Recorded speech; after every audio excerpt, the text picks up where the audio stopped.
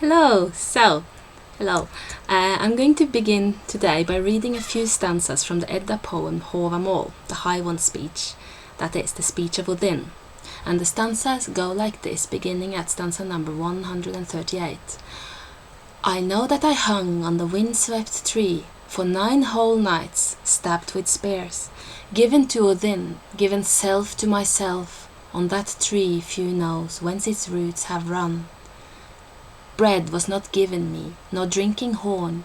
I looked downwards, I picked up the runes, screaming I took them, then I fell back there. 9 powerful spell songs I learned from the famous son of Bolthorn, Bestla's father, and I was given a drink from the precious mead poured out from poetry blend. Then I learned to be wise, and learned to be clever, to grow and to find my well-being. Words from words found more words for me. Deeds from deeds found more deeds for me. So, these are the words of Idunn, the All-Father, greatest among gods, the giver of breath, of spirit and inspiration to all of us. In this stanza, he is telling us how he was initiated by hanging, being stabbed and refused drink and food for 9 whole nights. So if you saw my video number 7, that which is disguised in runes, I talked about how Snorri in his prose Edda did not mention certain important mythological events, because he was trying to make a version of the myths that would be acceptable to the Christian church at the time. Now, the hanging of Idunn, the self-sacrifice of the so-called All-Father, is one of those events not mentioned by Snorri. One reason is that the hanging of Idunn referred to a practice that was simply too pagan for the medieval church to be acceptable, and another reason might be that the event actually offered a certain pagan competition to the church faith, namely the self-sacrifice of a god that led to a kind of resurrection from the dead and a path for other people to follow. Many scholars have also suggested that the hanging of Idunn is actually a pagan adaptation of the Christian crucifixion story, that it was never a part of the Norse pagan faith at all, but simply a late attempt of the Viking Age pagan or of a mystic Christian to show a certain mysterious connection, even an identification between Idunn and Jesus. However, as other scholars have pointed out, the hanging on the world tree might as well be a very typical and exceedingly ancient shamanistic practice known from Siberia among other places. We also know that the hanging was a very important religious practice during the Viking Age and before that among Germanic tribes. We're talking about human sacrifice, and there is overwhelming evidence that human sacrifice by hanging was a very common practice among Germanic tribes long before Christianity was even conceived of, and that the hanging happened to honor Idunn.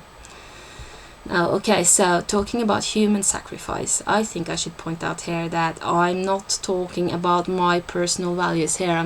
I'm just talking about how things were historically. So there is no reason to beat around the bush. These people offered other people to gods as gifts. To be sacrificed was considered a great honor, often granted to captured enemy warriors. And why was it an honor? Because a free man was meant to be a warrior who defended his people, and for a man to be captive after having lost a battle was a great shame.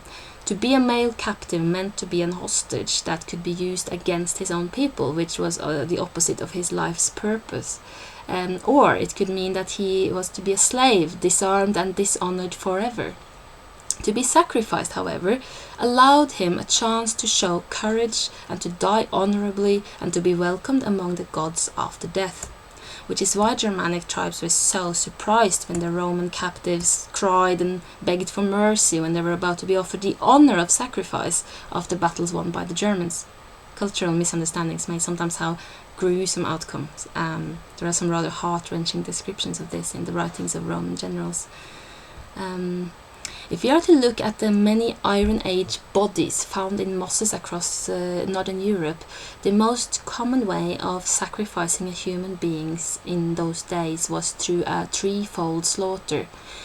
The victim would be strangled in honor of Idunn, then stabbed to honor Thor, and finally drowned in the moss given to the goddess in her moist halls, where she would receive them and assign them to their places.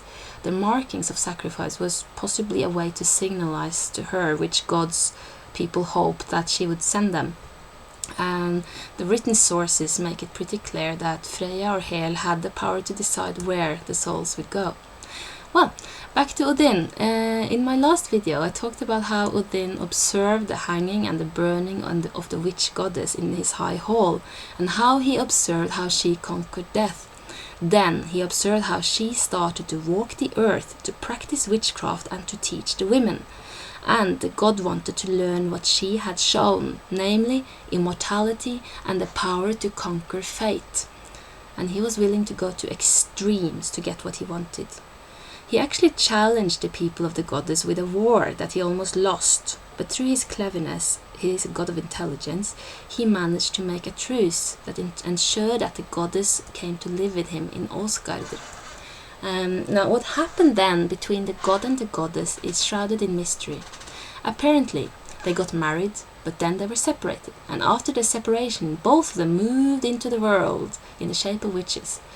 According to Snorri, the goddess taught the art of witchcraft to Odin.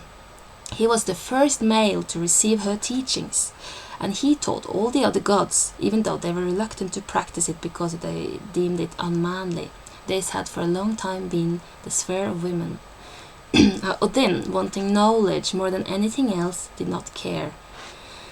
So what happened in this time, this encounter between the goddess and the god in which he was taught, they were married and then scattered? What happened? First of all, let us remember what we know about the high god and the great goddess. She is the ruler and the origin of all souls and fates. She knows everything, but she keeps her knowledge hidden in the underworld.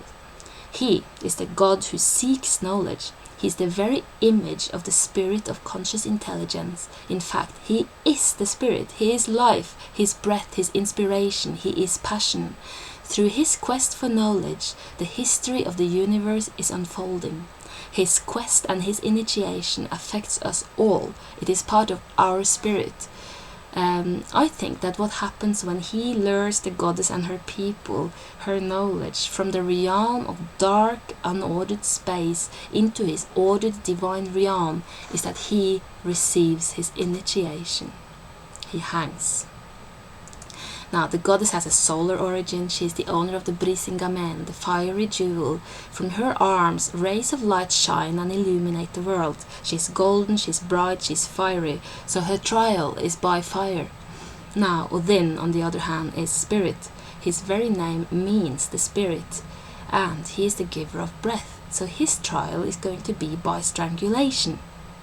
He lets himself be sacrificed to Odin, to the spirit, in the same manner that people were later offered to the god. However, in this case, the sacrifice is part of an initiation ritual. The victim does not die and move on to the next world.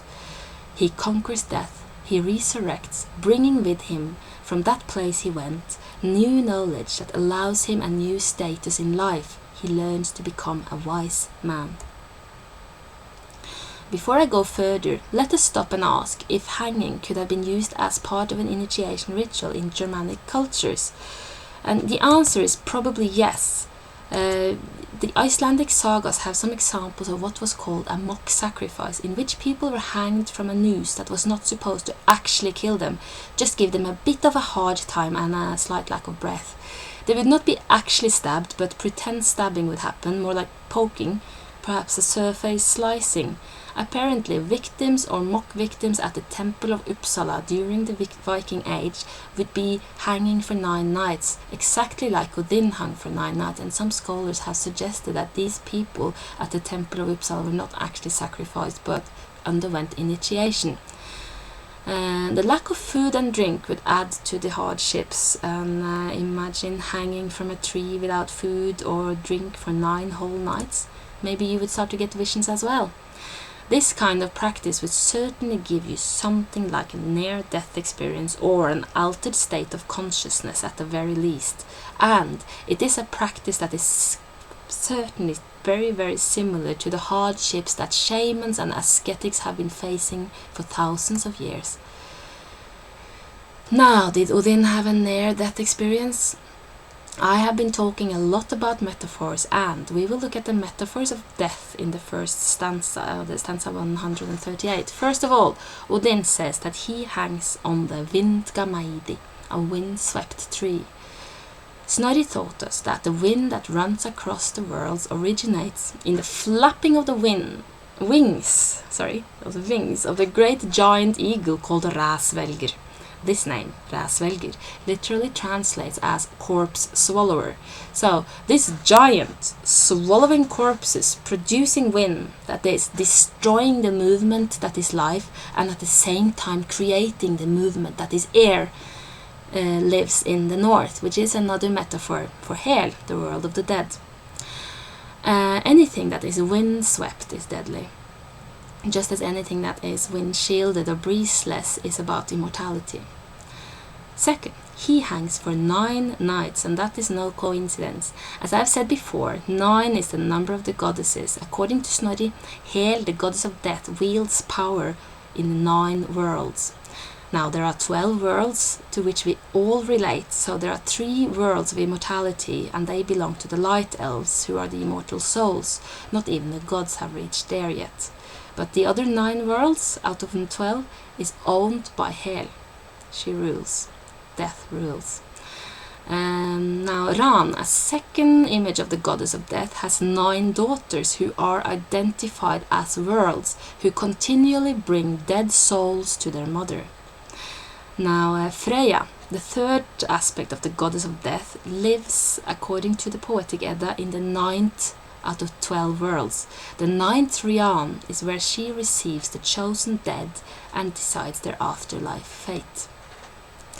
So the wind and the number 9 are metaphors that indicate that Odin is having a near-death experience, or a death experience, when he hangs, from which he resurrects. And what happens when he almost dies? He looks down. The roots of the world's tree are referred to, and at the roots are situated the well of origin, the cosmic ocean that is owned by the goddess of fate. And it is said in the poem Völuspá, the goddesses of fate carved the runes of destiny into the wood of the world tree.